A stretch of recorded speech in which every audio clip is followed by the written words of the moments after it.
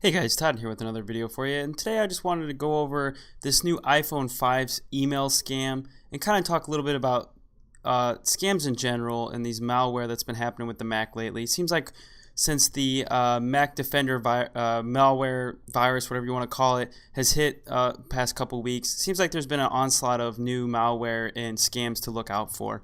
So I just wanted to go to this Cult of Mac article here. From May 23rd. Basically, I just wanted to talk about it. It says, don't trust emails from Apple about the iPhone scams. Okay, guys, if you look at this email here, I mean, you should be alarmed. And look, Apple would never do anything like this. I mean, look at this. Yeah, they have the Apple sign, logo up here. They have kind of text just like that. And, I mean, it looks very Apple-esque. I mean, don't get me wrong. But seriously, look at these icons on this phone here. And it looks horrible. And Apple would never release a photo that looked like that with a big 5 on here. I mean, that is just ugly.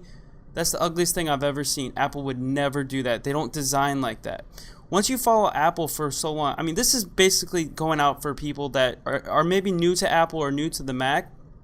I think that's what a lot of people have been getting with that Mac Defender malware virus is it's recent switchers to the Mac, and they just don't understand some of the quirks and some of the things that you do differently on the OS X compared to Windows.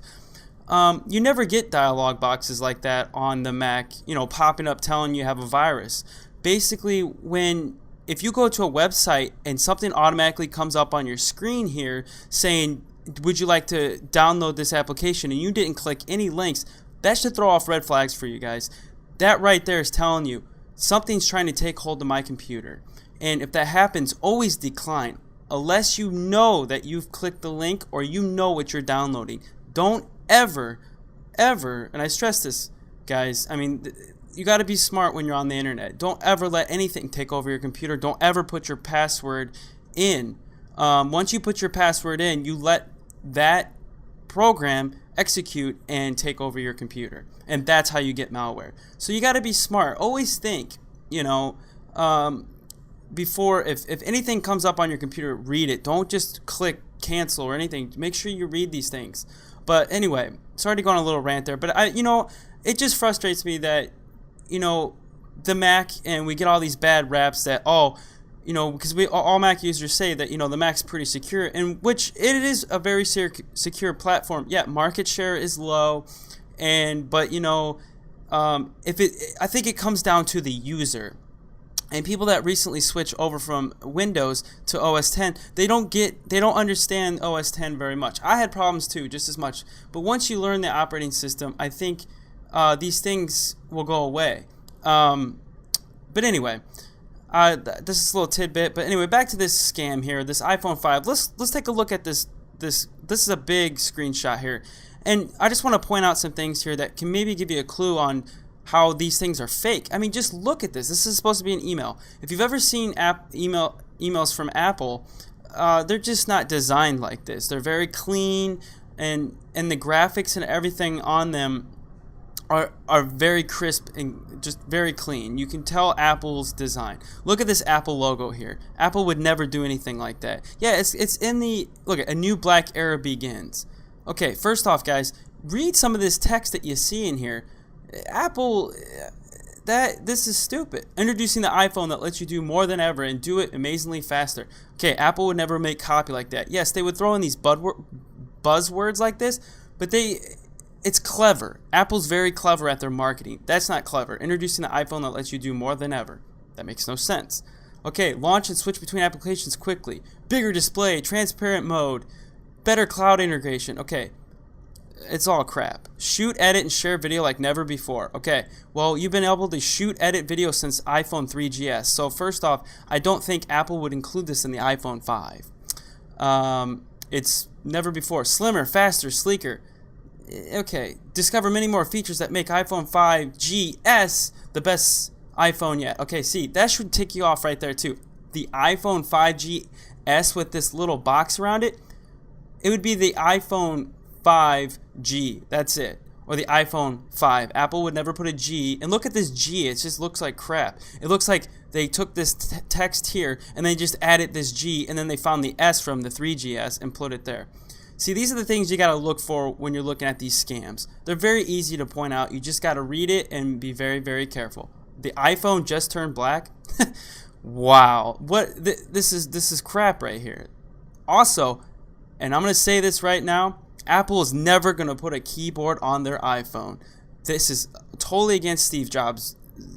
That's just against what he believes. You'll never, ever see a keyboard on an iPhone.